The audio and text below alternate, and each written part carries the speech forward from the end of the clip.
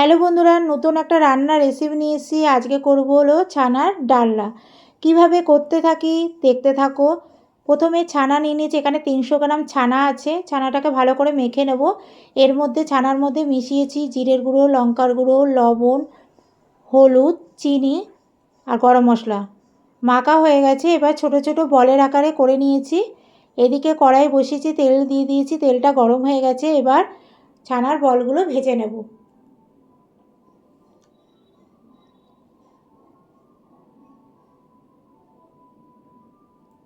আমার ছানার বলগুলো ভাজা হয়ে গেছে। এবার নামিয়ে নেব। ছানার বলগুলো সবকটাই ভাজা হয়ে গেছে।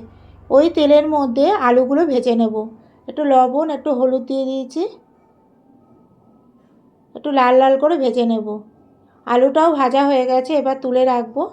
ওই তেলের মধ্যে গোটা গরম মশলা আর তেজপাতা ফোড়ন দেব।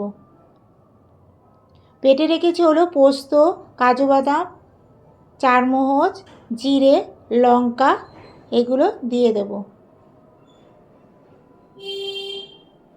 মশলাটা কষিয়ে নেব। এবার টক দই দিয়ে দেব। আবারও কষিয়ে নেব। মশলাটা ভাজা ভাজা হয়ে গেছে। এবার ভেজে রাখা আলুগুলো দিয়ে একটু কষিয়ে নেব।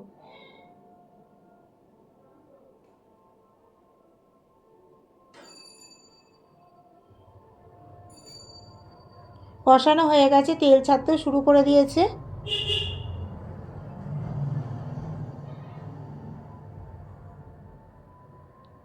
এবার গরম জল দিয়ে দেব।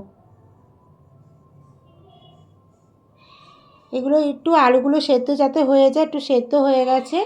এবার ফুটেও গেছে। এবার ছানার বলগুলো করে রেখেছি, সেগুলো দিয়ে দেব। নামানোর আগে একটু গরম মশলা দিয়ে দেব।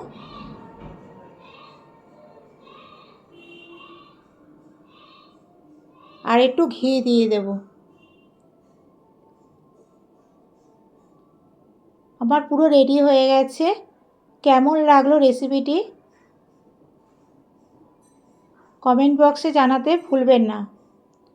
যদি ভালো লাগে লাইক, শেয়ার, কমেন্ট করে দেবে। নেক্সট ভিডিওতে আসবো। বাই।